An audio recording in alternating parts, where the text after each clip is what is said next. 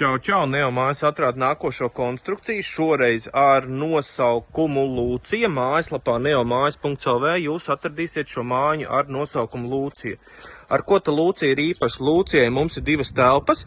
Ir viena telpa, kas ir paredzēta instrumentiem. Zālespļāvējs, lāpstas, skapļi, perfekti. Un otra mums ir kā atpūtas telpa vai arī varbūt kā maza darbnīciņa. Šāda te forša konstrukcija. Lielās telpas izmērs ir 10,4 kvadrātmetri, mazās telpas izmērs ir 3,8 kvadrātmetri. Un konstrukcija ir iespējams arī likt spoguļu attēlā. Ja mēs redzam, ka lielā telpa ir kreisajā pusē, tikpat labi tā var būt arī likta labajā pusē.